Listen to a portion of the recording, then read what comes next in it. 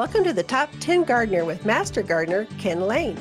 Gardening can be challenging, but with Ken's tips, tricks, and top 10 advice, you'll reap huge rewards. Now welcome your garden host, Ken Lain. And welcome to this week's edition of The Mountain Gardener. Your host, Ken Lain, here every week talking about the landscapes of northern Arizona. And we are thick into the planting season. We're well into it. We're into summer. You're seeing the summer thing. The crepe myrtles are in full bloom. They're beautiful. Smoke bush in full bloom. There's a couple of natives that are really showy right now. There's a big one out in Dewey, Mayer, Skull Valley, down towards the Verde Valley area. There's a real pretty tree, about just shy of 20 feet, kind of a big vase-shaped bush or a short tree. It's called a desert willow. It's a native. It's absolutely fabulous. So that tree you can plant yourself in your yard. Just once you get up to size, you never have to care for it again. It is a true Arizona native. Let her go. A little caveat. So the newer varieties of desert willows, we probably have 3 or 4 different colors, named varieties of desert willows, and we're trying to develop more because it's such a hardy tree for here. Desert willows natively will form a bean, or looks like a green bean that comes off the branch where the flower was. And so what it will do when it's done blooming is it focuses on make beans, reproduce, spread them throughout the yard, have little babies everywhere coming up around me. I want more desert willows. And so they stop blooming. Actually, a little insider tip. If you pick those beans off, it will go right back in the bloom again, just like that. Within a few days, boom, right back into bloom. So if you pick the beans off, you want it to bloom again, there you go. The newer varieties of desert willows that we've introduced, like we no longer sell the native desert willow. We want it for the flower. We want it for the hardiness. We want it for the toughness. We want it for the hummingbirds as a pollinator source. There's a lot of reasons we want it, but it's not for the beans. And so we've bred the beans out of the new varieties. You have different colors of flowers, but no beans. So now what happens is it blooms longer because it's trying to pollinate. It's thinking, I need to reproduce. I must keep blooming. Let the butterflies and the hummingbirds pollinate me longer. And then when it does finally drop, it goes, oh no, I didn't form a bean. I should actually set flowers by themselves. So this thing pulsates flowers over and over simply because we found a variety that doesn't put a bean on. And so it blooms even longer. It's a fantastic. The whole Bubba series is a tremendous new line of desert willows. And so Blue Beauty, Desert Beauty, there's Burgundy. There's a whole series of them. They're all native. Another one's just like that. It doesn't bloom, but it's a great screening plant. It's called Arizona cypress. It's a native. Obviously got the word Arizona in it. In fact, they grow. They're so desirable. They're planted all over the globe. In fact, the prettiest one I've ever seen anywhere. I was in Barcelona. Of course, we love botanical gardens. We go to the botanical garden in Barcelona, Spain, and there is the most spectacular desert Arizona cypress I have ever seen. It was magnificent, beautiful color, perfect shape. So this is a thick plant, about 25 feet tall, 12 feet wide. It is a blockbuster. It just keeps for privacy screens, windbreaks, keeps the headlights from coming down into your living room. There's a lot of it keeps the dust down. It's a good plant for that and a truly native. Get it up to size. You never have to water it. Never care for it again. No pruning needed, no water, just kind of maybe you might fertilizer to keep the color going on it, but that's it. It's true native. We've done a couple other ones. One that you wouldn't think would be that tough, but it really is, especially at the higher elevations, like a Groom Creek and the Highland Pines, the ridge lines, 6,000 foot and above, is aspen. But did you know aspens grow? Aspen Creek is right here in Prescott, Arizona. You can walk there from the studio right here. You're just wild going down through this west side of a valley, and they're stunning. The most spectacular aspens I've ever seen were grown in Dewey. Huge trunks, fully mature, beautiful plants. I've grown them down at the 42,000 foot level down in Skull Valley. So they'll grow from the Verde Valley, Sedona, all the way up. And so now's a good time to plant those. Now at the lower elevations, You might have to put them on a drip system at the higher elevations where they naturally grow. You could probably get them up to size and let them go on their own. But all plants, all of them, appreciate a little gardener's green thumb, caring, nurturing, fertilizing, talking to them. Plants do actually respond to that. They like that. And so an aspen is a great one. There's an Arizona ash that you can plant. Now, Arizona, there's also a Modesto ash, which is a cousin over towards New Mexico. It's the same. I can't tell the difference. They're pretty much a tree up to about 20 feet by, I don't know, 15 feet wide, nice lollipop shape. But another really bigger one than that is called Raywood ash. It's got a dynamic purple color, just dramatic in the fall of the year. But anytime you see the word ash, you know you've got a really tough plant.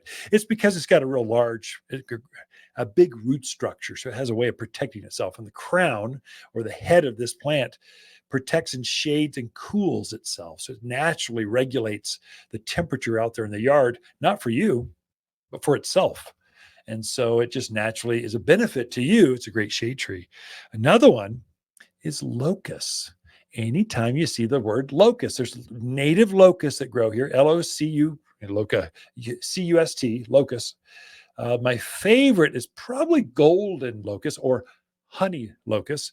And the only reason being, the native ones, they've got this great big old thorn. Man, if you walk by it, it wants to bite you. And so I'm going, I don't know about thorny things. I know they're tough, but we figured out how to breed the thorn out of it. There's a way to have more beautiful plants that are nicer to people and the environment. And so if you can find a variety that's as tough as a native without all the thorns, and it's got a real nice umbrella shaped canopy, woo, you've got the tree. That's the one. And so golden is great. The reason they call it honey locust or golden locust is that the new growth comes out golden or yellow kind of in the spring. All the new growth is fantastic yellow. Right now, it's all green with maybe it's like a beautiful woman that came out of a salon with golden highlights. I mean, just wow, it's beautiful green with these golden highlights. It's good. Wow, that looks really pretty. But the main focus of the plant is just green, just thick, rich green. The thing about locusts is they've got real fine leaves. So if you got rows of very small leaves, which make them very efficient on their water use. And here's the insider tip. Locusts, when they're deciduous, that is, they're going to lose their leaves in the winter or in the late fall, usually by November, by Thanksgiving. They're deciduous. They've lost their leaves. The beauty with that, the leaves are so small, they just blow away. I don't know where they go, but they just disappear.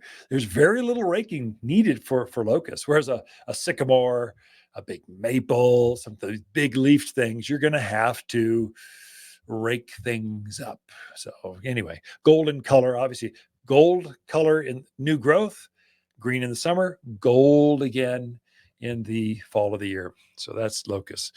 Pine trees. So pinyon pines and ponderosa pines both do exceptionally well. Now, that being said, I have a favorite pinyon pine. I like the single leaf pinyon pine. It's got a chubbier needle to it. That's the one that they harvest pinyon pine nuts on. It's got a little bit chubbier, fuller, thicker, bluer look to it, and it forms nuts out of the pine cones much faster than the native one. And they're sweeter. They're just juicier. They're more buttery. So it's a better trend. And they're less prone to scale. There's a little bug that gets on it. Easy to deal with, but this one doesn't get that. And then ponderosa pine, there's a cousin to ponderosa. Ponderosa, basically, when you plant a ponderosa, you're planting a trunk. I mean, within 5 years, the foliage is up there and the trunk is down here, and you just have this great big old trunk growing next to the deck. A better one out in the landscape is called Austrian pine. It's a direct cousin of ponderosa pine. It's a long-needled pine, but it holds the Austrian. That cousin holds the foliage right down to the ground. It still has a central leader, main trunk, and the branches swoop off of that, but it swoops and holds it right down to the ground. So now you can use it to screen, block wind. It's more shapely, especially out in that island in the middle of the yard. You don't need a trunk. You need something that gives you some presence, some fills up part of that landscape. That's by far a better choice, but equally as hardy, and now is the best time. You can plant any one of those right now, and they would absolutely thrive in the yard. So I've got a lot in store for you, but we've got Lisa Lain coming in right after this. Wondering why the grass is always greener on the other side? Well, it's probably because your neighbor used the all-purpose fertilizer from Waters Garden Center. Monsoon is right around the corner, and it's the perfect time to feed your plants. Waters all-purpose fertilizer is the only organic made especially for Arizona mountain soils. Don't buy a bunch of different fertilizer for your flowers, veggies, trees, or grass. This one does it all. The plants on your side will be happier, healthier, well, greener. Safe, natural, organic. Waters Garden Center in Prescott. You're listening to Garden Master Ken Lain, owner of Waters Garden Center in Prescott. Join his daily podcast for timely garden advice seasonally right for the gardens. Ken can be found throughout the week at Waters Garden Center in Prescott or through his website at top10gardener.com.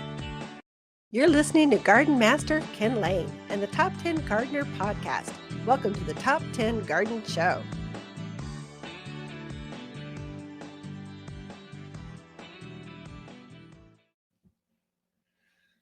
And we are back with Lisa Lain in the studio. She comes each week with your garden questions. Stop looking at yourself on the camera, my dear. You look fantastico. Welcome to the studio, Lisa. Thank you. Unfortunately, this is also audio, video.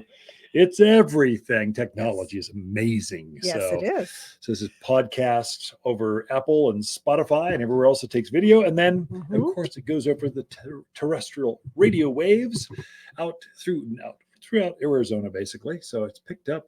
We have a following in New Zealand I was watching. Really? Yep. Big time. Who knew? Not big time. I think there were three. Well, three Aussies, three Kiwis. Sorry, I just insulted all of our New Zealand listeners. I apologize. Boy, we used to have 3. I am so American. Please forgive me. I can get over it. Anyway, so this is about garden questions. What are people seeing in the gardens? So why don't we jump right in and see what's going on? All right. Our first question is from Rob. He's in Prescott. Hey, Rob. He had a large maple, fairly mature. It was dying off on one side. He found the gopher and disposed of the gopher that was causing the die-off. But his question is, will that one side regenerate, or is it always going to look funky? Yeah, good question, Rob. So Rob, the listeners, not just Rob, anytime you've got a tree that is full and glorious on one side and struggling and wispy and thin on the other side, that means those roots on that side are being stressed out somehow. Gophers are an obvious choice here in Arizona or the Southwest. In the East Coast, it might be what are they called? Moles. So we have moles. On the East Coast, we don't have those here. It might be prairie dogs. That's a northern part, but it could be grubs, little tiny insects eating the roots, but something's going on. And so, Rob, good for you, man. You caught it. That's awesome. And then disposed of, you did it so diplomatically. I would have said killed him and all of his family. They're eating my maple tree. Will it recover? That's the bottom line question. Yes. It might take a season or two. So those roots will have to regrow, and you want to encourage new root growth. How do you do that? Right now, take total advantage of the rains. Anything stressed right now, fertilize it with 744 all-purpose plant food. That's a no-brainer. That's going to allow the few foliage that's left to get bigger, healthier, stronger, greener. But in addition, add to that fertilizer humic, Humic, humic. It's a granular. It looks like coffee grounds, only it's got a richer, earthier smell to it. You put that on top of the ground, pray for rain. The monsoons will definitely give you an advantage. That'll get down, it'll percolate into the soil, and it will regenerate root growth. It feeds the soil is what it does. So the worms are more active, mycorrhizal colonies, all the good stuff in the ground. And when the plant goes, wow, the ground, there's something going on here. It's alive. The plant goes, I think I'll send some roots off here. So it kind of tickles the feet so that it pulls the roots down deeper, and it boosts the mycorrhizal energy of the soil. So the mycorrhizals are the things that attach themselves to new root growth, and it elongates kind of a symbiotic relationship with the roots to elongate those so the plant can absorb. And within a season, by next spring's growth, you'll never know that gopher was ever there. And so that's kind of how you get past that. But I would do that now, Rob, immediately. Like you should feel the pressure, like before the next rainstorm. Now. And then I would follow up again in like October. And with those two things, those two fertilizing and humic applications, it's going to set the stage for fantastic new growth next spring. And you'll never know the thing was damaged. Gophers are bad. They're underground rats. They deserve to die. I mean, rats. You should not have rats in your yard. Are you done? Not really. I hate gophers. They eat plants. I mean, they are. They're very destructive. Plants. I agree. They are bad. Frustrated. Okay, we'll change topics. Shannon is in Prescott. She has a very shady corner of her yard, but she wants some shrubs there that'll get 5 to 6 foot high. She wants to know what you would recommend. Oh, easy. I love it when pretty gals ask my advice. How do you? Don't you like that? Yeah. Hey, could you tell me something? Anyway, I don't know how I got there derailed. Shannon, we can help you with this. Super easy. So it's evergreen, and there's some shady things. And so I'd say the number one selling of all of them, there's so many. Hollies are perfect for that shadier area. Yews. There's a spreading yew that stays shorter like that. You could easily trim it up. Evergreen, it loves the shade. Daphne, it's a great little fragrant flower. Gardenia, great little evergreen with a fragrant flower. Hibiscus, loves the shade. We got an entire, not hibiscus, hydrangea. Oh, thank you. I was going take hibiscus. That. No, I'm sorry. Hibiscus Thought loves the sun. Lost your mind for a minute. Hydrangea likes the shade. My bad. Too many H's in my head. There's a whole section here, Shannon. You should come down and just peruse the shady section. I would even include something a little bit shorter, like hostas, in a shaded area. They're amazing here, but they need the shade. If you get them in the right spot, they can get up to knee high, even a little bit taller with this beautiful white fragrant flower. Great perennial for here. Heucheras. We can go on and on and on. Lots and lots of plants you can plant now. Camellia. And enjoy camellias. Yeah, I mean, we could probably, there's probably 20, 30 plants. It's more than one email can handle. You got to come visit us here at Waters Garden Center. There you go. We'll leave it at that. All right. We got time for another question. Trying to see who. I'll fill in while you're sorry, reading. I have to put those cheaters on so you can read that email. Okay, this is from Doug. It's actually a good question. So he's going to be planting several spruce and pine trees in the area. He wants to know, does gypsum really help? Everybody says use gypsum when you plant. Is it really, really important, or is there something else that is more important? Yeah. So Doug, that's a great question. It's a myth. What's true, what's not. Here is what calcium sulfate does, or gypsum. So it does work. And what happens is our water is so alkaline, so high in minerals. As you water, it clogs up and builds. That white ring that builds up in your bathtub or your sink or your toilet, that also builds up in the soil. And so what gypsum does, it helps to flush or percolate or open up the pores of the soil and flush that stuff out. So for established things, lawns, flower beds, roses, great stuff because you've built up this mineral deposit. For brand new virgin soil, you're putting brand new tree out there or new flower bed or new area that hasn't had any of our yucky water going into it. There's nothing to flush out yet. And so really it depends, Doug, it just depends. I would say for established plants, go for it, good stuff. But for new things, I think you're much better off. A better way to do this is to add more mulch, more organic premium mulch. This is changing the structure of the soil. So the organics in that, your native soil is just terrible stuff. And so if you can add more organics into that, not manure, it's too hot, but organic mulch, that will actually change the structure of the soil so the roots can get through that soil faster, better, stronger, attracts the worms, the mycorrhizal column, the beneficials into the soil so the plant goes, I think I could grow here. I think I'm going to grow. I think I'm going to root out. Boom. And mulch actually changes the structure of the soil so much that it actually percolates faster, better, stronger. So you're better off doing that more. You can almost you almost can't get enough. Is gypsum going to hurt? No. Is it really going to help a brand new planting? No. You're better off adding more mulch. And for you folks in the Midwest, mulch is not bark chips. Okay, we define it here in the West as composted down organic wood materials to this chocolate-like mocha state that just feeds the soil. Plants feed off of that. You're better off doing that. So Doug, hopefully I didn't confuse that enough. Come in and ask us for our planting guide, Doug. We take all the mysteries out of it.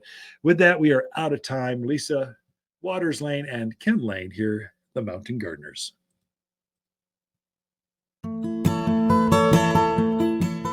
Plant summer shade with the best trees. We've collected 700 mountain hardy trees for summer-long shade, privacy, and wind protection. We guarantee you will fall in love with a backyard that is cool again. Summer rains make this the ideal season to plant new trees for summer-long shade. And Waters Garden Center can help. Waters Garden Center, 1815 Iron Springs Road in Prescott.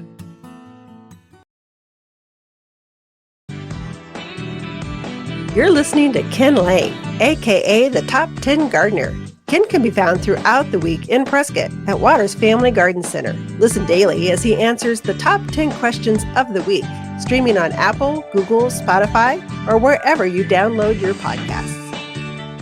You've tuned in to the Top 10 Garden Show with garden expert Ken Lain. Join the conversation daily as he answers timely garden questions. Email Ken a question directly from your phone to his desktop through the web at watersgardencenter.com. That's Waters with 2 T's, gardencenter.com. Or visit face-to-face throughout the week where he can be found at Waters Garden Center in Prescott.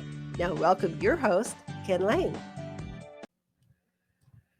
So I had started the show by explaining some of the bigger trees that are native that grow here. It's a great time to be planting trees. It's a second planting season. In the fall, your Midwest, they say autumn is for planting. Fall is for planting. Fall is for foliage. Here in where the monsoon patterns is, we cheat that up some and we go, the monsoons are for planting. Monsoons are for fall, for planting, especially bigger plants, big spruce, big deodar cedars, big aspens, big maples, big. It's a great time because the humidity in the air is very helpful for plants. Plants don't just absorb moisture from the roots, they absorb it right directly from the air, kind of like orchids or bromeliads, some of these others, air plants. So it is a great time. It takes the edge off. It's easier for you. You can make more mistakes by doing that. But you really need 3 things when you're planting. I thought I'd just cover it. If you do an internet search, oh my gosh, you'll be bamboozled by what to do. None of it's good. And so I'm going, okay, I can explain this. Let me tell you what really works. I got 32 years doing this. It works almost every time. First of all, the bigger the root, the more success you have. Again, a small 5-gallon plant, you got to be more exact with the gardening. And so it's a little bit tougher. The bigger the root ball, the more mistake factor, because the more soil that's going to pull for moisture, nutrients from around the root ball to kind of support that plant. It seems counterintuitive, but the bigger it is, the more success you're going to have. The returns I get for failures is always small plants, or someone just planted it and ignored it and went on that road trip, RV trip for a month and a half, came back and it died. Okay, that's just total neglect. If you care at all, a bigger one's going to go better by far, but you still need 3 things. 1, the size of the hole needs to be the same depth as the root ball that you're buying. So you buy a brand new, let's see, a Colorado spruce. It's got a 14-inch deep root ball, but you're going 3 times the width. So it might be 14 inches depth, but you'll go 3 or 4 feet out. Much easier to plant, to dig a wide, shallow hole than a real deep hole. That's a big thing that the internet kind of confuses you with. They go twice the depth, twice the width. No, same depth. And the width is 3 times as wide because the roots grow sideways. If you know that, just encourage it. Now, all that soil you dug out to dig your hole with, if there's any debris in there bigger than a golf ball, get it out of there. So rocks, roots, just old bricks, whatever's in there, screen that stuff out of there. It just heats up in summer and bakes the roots. So that's too big a particle to hold water molecules. It doesn't do the plant any good. So you want to excrete that out of there. So, and then what's left, you're going to amend premium compost. So a compost like a charcoaly, coffee-looking material that amends that, and you're just blending that into your native soil. What that's doing is it's going to ignite the mycorrhizal colonies. It's going to attract the worms. It's going to allow the roots to grow through that soil. Otherwise, if you don't do that, you're going to water this plant one time, and that soil is going to turn right back to that hard, packed soil that you dug out of there, and the roots will have a hard time. So it's about 25% mulch to your native soil, or 1 scoop of mulch to 3 scoops of native soil. If that helps you, 25%. So you blend that, you use that to backfill around the root ball, pack it down, and now you need to add some fertilizer. There is no food in your soil. This is hard for you Midwest folks. You just, what? I'm used to 8-foot topsoil. I'm from Wisconsin. Everything grows. I can throw this microphone on the ground. It would grow. Not so here. And so here you need to actually, again, more care. You're going to need some more fertilizer. You're going to need some more nutrients. So you're just sprinkling a handful of 744 all-purpose plant food on the top of the soil. And then every time you water, it's going to release a little food for the next 3 months. It's going to be magic for the plant. Then you water it all in with Root and Grow. So it's a compost tea that we make. So Root and Grow is so that plant is absolutely, it's going to freak out. When you pull that thing out of the bucket, put it in your nasty soil, it's gonna not be happy. And so transplant shock is what we call it. So Root and Grow is there to make it kind of settle it down, help it soothe its roots so it wants to root out. And you're going to do Root and Grow every couple of weeks until you see, oh, new growth is coming out. Everything's happy. It's blooming again.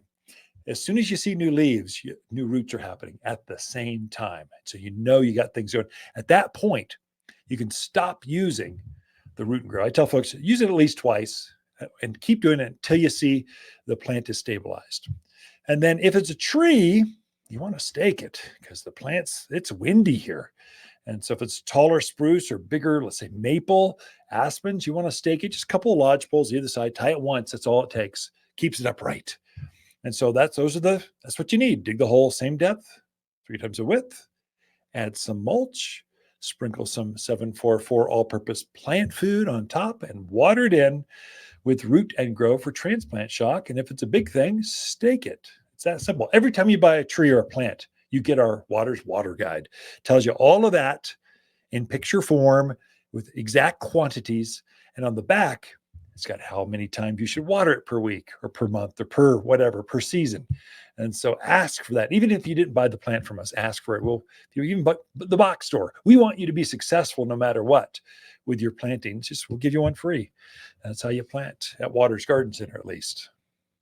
Butterflies bring magic to the garden, and attracting those winged wonders is easy with Waters' Butterfly Plant Collection. Waters specializes in local plants and knows exactly which plants butterflies adore. We create a natural, safe, and organic space for you and your beautiful butterflies. Visit Waters Garden Center at 1815 Iron Springs Road in Prescott. Or online at watersgardencenter.com. Smell the flowers that butterflies love and turn gardens into a butterfly paradise.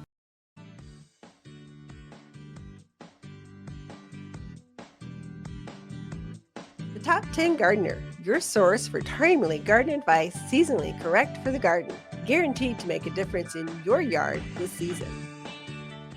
You've tuned in to the Top 10 Gardener with garden expert Ken Lain. Join him daily as he answers timely garden questions that are sure to make a difference in your gardens. Now welcome your host, Ken Lain.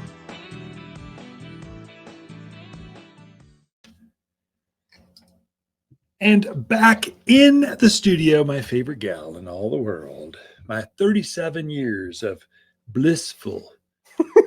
Someone said, how long have you been married?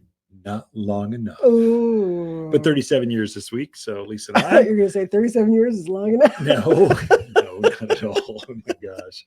We are in the public's eye. We only say those behind closed doors, okay. Not in open studios. Sorry. No. Ooh, my bad. Anyway, my gal, this segment's all about her gardening. Just what does she see through a different set of lenses, a different set of beautiful eyes.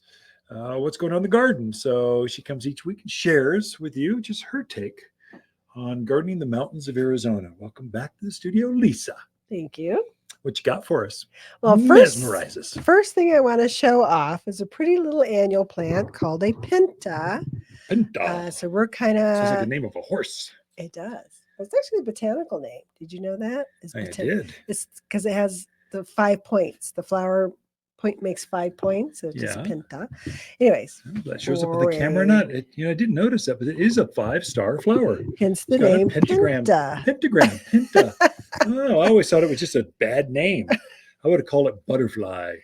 Silhouette It's flower. a wonderful little butterfly attractor. The great thing about this plant is it is an annual, but it loves the heat. Oh, yeah. So sometimes by this time of year, flowers in some of our pots and our little beds have kind of gone, I've had enough. I'm just done. And this little guy takes over, loves the heat. It's going to bloom continually until we get a hard frost.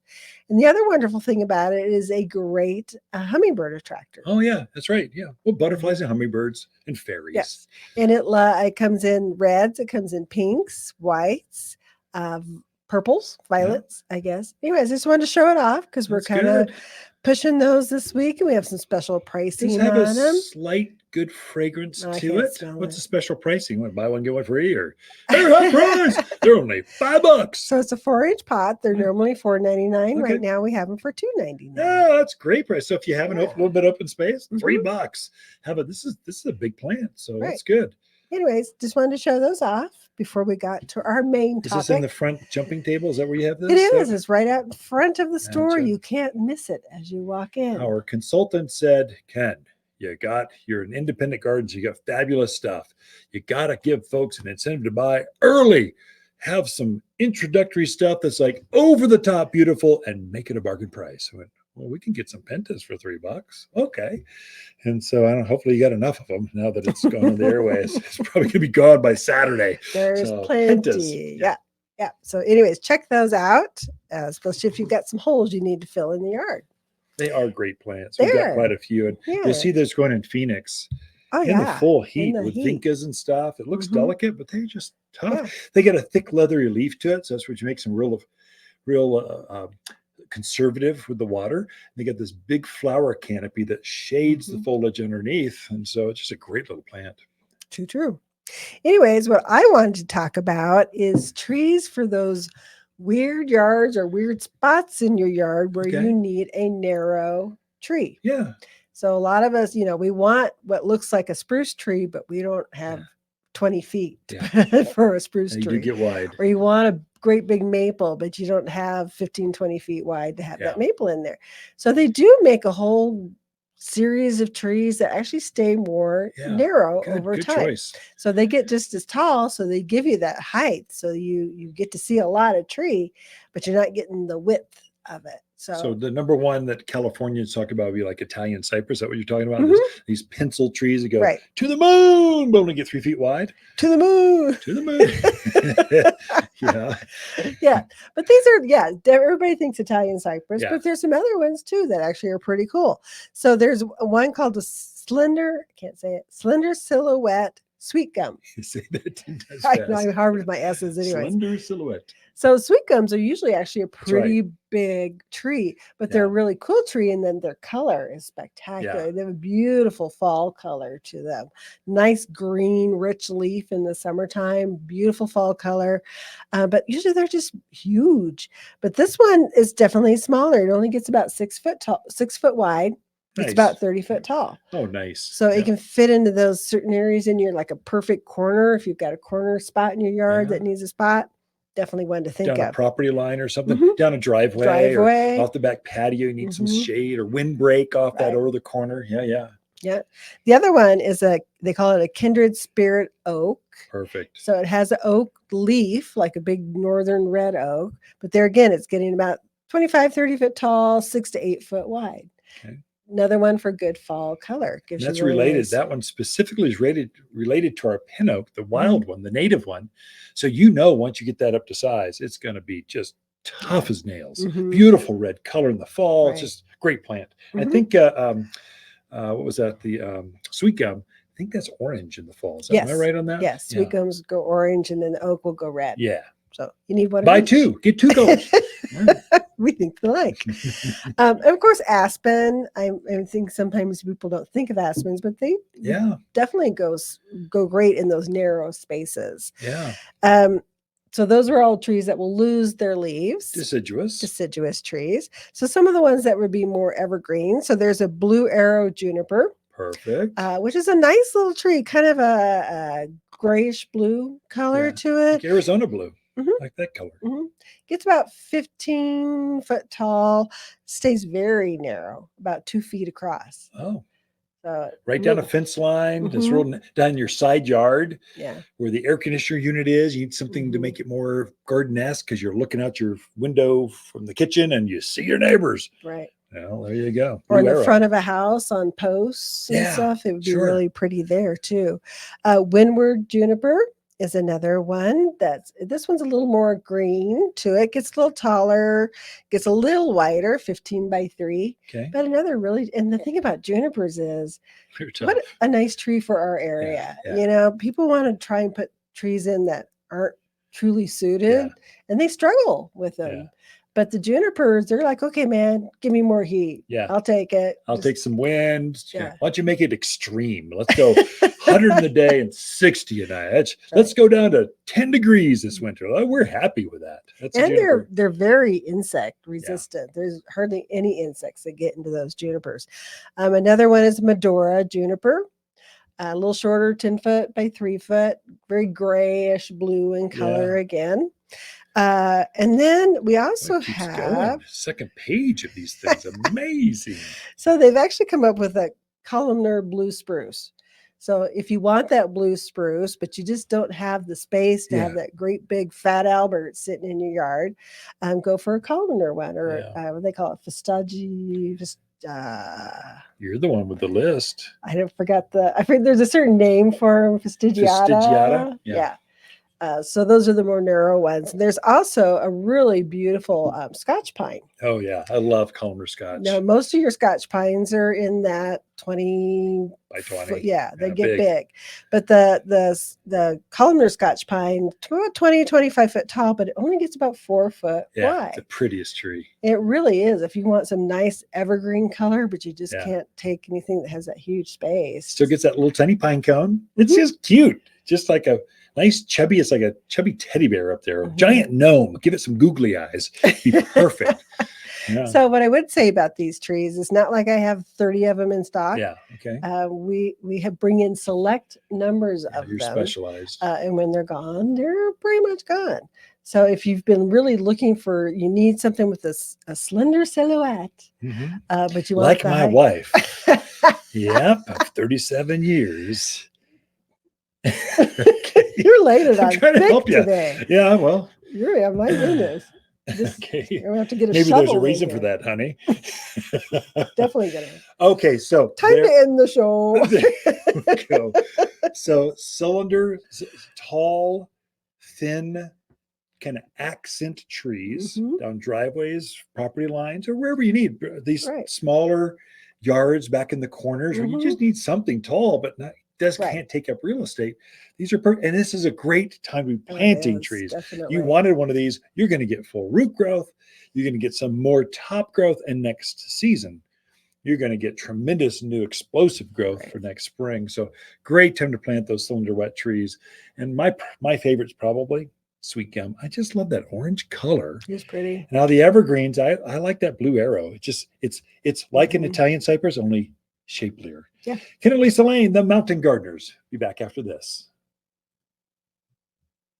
Hi, Waters with the plants of the week and our gold flame honeysuckle. Wonderfully fragrant. These blooms are in full color right now and will stay that way until the first frost of October. These pink and gold blooms are irresistible to hummingbirds and butterflies alike. Excellent as a quick ground cover, but robust enough to climb vertical structures and fences. Waters Garden Center, 1815 Iron Springs Road in Prescott, where people who love blooming vines, they love to shop. You're listening to garden expert Ken Lain, owner of Waters Garden Center in Prescott. Look for more tips, tricks, and garden shortcuts through Ken's website, additional shows of this podcast, read his weekly garden column, or follow him on Facebook, Instagram, at watersgardencenter.com. That's Waters with 2 T's, gardencenter.com. Welcome to the Top 10 Garden Show with Ken Lain. Listen to Ken's tips, tricks, and garden shortcuts guaranteed to make your gardens more beautiful than ever this year. Now welcome your host, Ken Lain. And we are back here at the Mountain Gardener, and I've got a special guest. So the beauty of having your own studio at your own garden center is when you've got smart people that show up at your garden, you go, oh, Christina, we've got to capture some of this. This is fascinating stuff.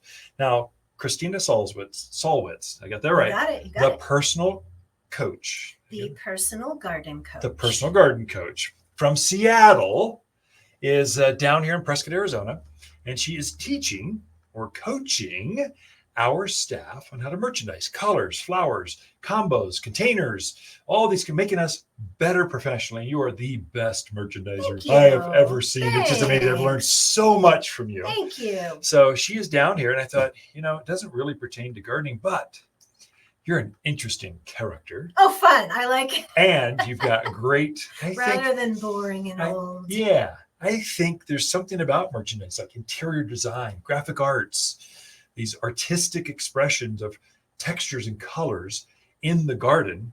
You're a master, and then you're teaching us how to do that here at Waters Garden Center. We're teaching retail theater. Retail theater, that's right. And then we can, from that, we can inspire people to buy that plant or how to use that plant. And then it makes us better horticulturalists. We're going, hey, look, this color goes with this. This is a good combo. They come in the full sun. These are companion plants. Exactly. And so how did you get into this business? Give us the backstory, because listeners, they want to know.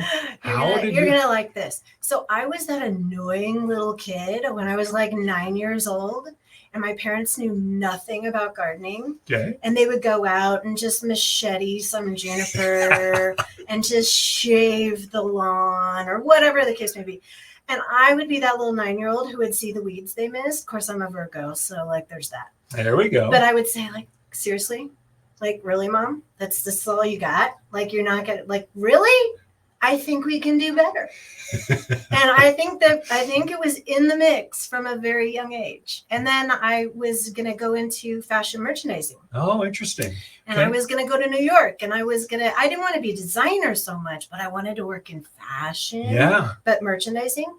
And when I had a family and I realized I got to grow up and figure out what I'm going to do for a living when this kid goes into kindergarten, I realized there was a hole in the market for people who needed coaching. Yeah. And garden coaching was where I went because there was a nursery literally 2 blocks down the street. Nice. And when I realized that there was a huge disconnect between people who were getting design advice, architectural advice, whatever, and then what happens after they get that advice, there was no one there to help them. That's right. Yeah. And so I realized that I could use my skills because fashion, interior design, all of it is exactly the same thing. Yes. So I decided at that point that the personal garden coach was born because I could be that connect, that horticultural hand holder that everybody needs. Once they buy that really expensive plant or that expensive pot, what do you do with it? Yeah. How do you design with it? How do you make it fit into your surroundings?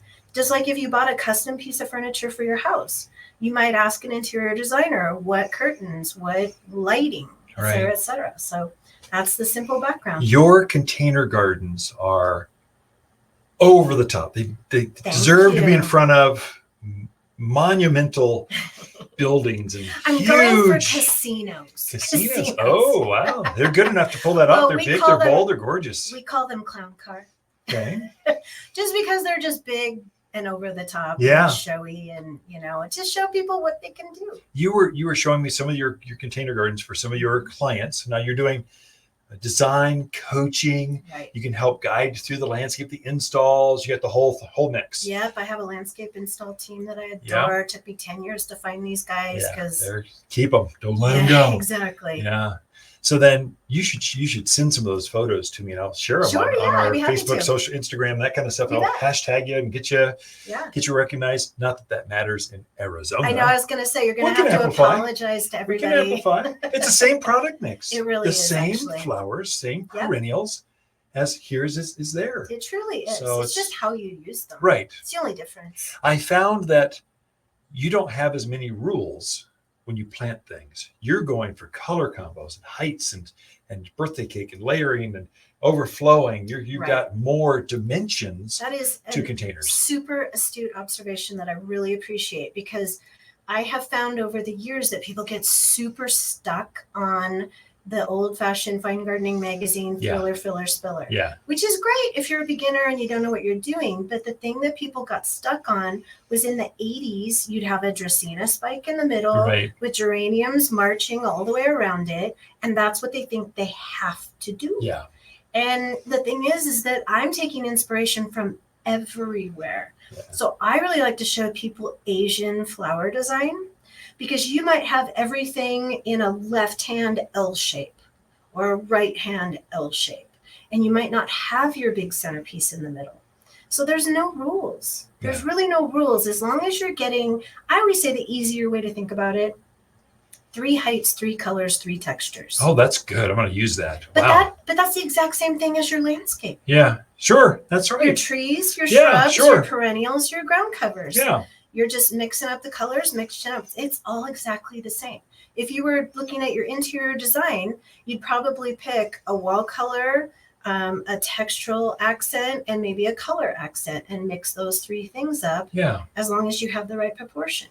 So I invite people to try and break the rules and see what's possible, because they don't know until they try. Right.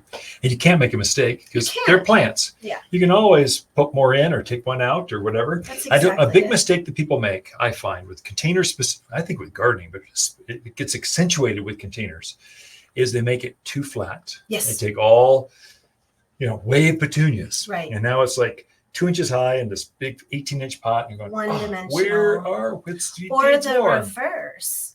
They'll take a beautiful collector's plant and put it in a pot and think that it has to just be static and stay that way for the rest of their lives. Yeah. When really, what are you going to do when that plant outgrows that pot? Are you going to root prune it and put it back? Or are you going to find a spot for it in your landscape? And that's one of the ways that I actually sell my entire landscape plans. Oh. If you are on a really tight budget, get your collector's trees, your collector's shrubs, grow them on in a pot for a few years. Sure. Great idea. Transplant them out in the landscape where you have a hole, Yeah. but you might not want to put $100 plant. You can afford to grow on a $25 plant for a couple of years in a pot and transplant it out. Yeah. So there's lots of ways to make the plant purchase work for you, whether it's a container or a landscape. Yeah. I find that your containers, show me the examples, they are foliage to foliage, full. You said, hey, I just potted that like an hour ago, and it looks like it's been growing there for years. It's amazing. So that's key. That's absolutely key. What's a recommendation you can give to folks? So you touch them root to root? You have them foliage to foliage, or how do you know how many to put in a container? You go. I had a friend once who literally made a visual template for how many plants could fit in a pot. She was an engineer. Okay. She had no business being an artist because engineering concepts don't work with this. Yeah. You're not going to math your way out of this. So there isn't a formula necessarily, but the one takeaway I really want everybody to get for how to lay out a pot and make it full immediately is that those roots are always going to go down. Yeah. They don't need to go laterally. Yeah. So you're going to cram it. It's cramscaping. Oh. We're not leaving room laterally for those plants to grow out root-wise. We're getting them shoulder to shoulder in that pot. Gotcha. So let's just say a 20, 30-inch pot, 20, 24-inch pot, that could have 15, 18 plants in it. Cool. Wow. From Amazing. 5 No gallon wonder. to 4-inch. Yeah. It's going to be crammed full. Same thing, though, can be said for you could take a giant hanging basket and take it out of its hanger and put it in a pot and have an instantly full pot too. Yeah. But, I mean, foliage first. Just saying. Yeah. Wow. Start with the foliage first, and you'll never, ever go wrong. Yeah, I did actually have a fairly large pot on our back patio, had lantana in there, and I know how big they get. They get pretty full. And I'd grown it for a month, and it still wasn't doing the trick. And I went, okay, that is it. I own a garden center. What am I doing? I put 4 more lantanas in, and it's the most glorious spot on the entire patio now. Right. Just because I put a few more in, I just got impatient. Yeah. We live in America. Yeah. We can have our cake and eat it too. Right. So it's we can have all the above. We are out of time. My gosh, Christina, I didn't know it'd go in this direction. I love how you make our people, my staff, better. Oh, thank Our you. store is going to shine and look better from this point forward, just because you were here visiting us. Thank you for that. Yeah. Thank you so much. Christina Salwitz with the Personal Garden Coach from Seattle. You're tuned into the Mountain Gardener. We'll be right back right after this. 10 minutes, just like that. Sweet. Thank you for doing that. Yeah, no problem. Water's garden companion plants for August are radio red salvias, trumpeting vine, and butterfly bush. Monarch and swallowtail butterflies flock to Water's butterfly bush with spectacular 8-inch flowers filling the yard with fragrance and beauty. Heat, drought, wind only make this shrub bloom more. Tough enough to grow in clay, but hardy enough to shine in containers. With so many colors to choose, every yard should have at least 2. You'll only find impressive butterfly bush at Water's Garden Center in Prescott.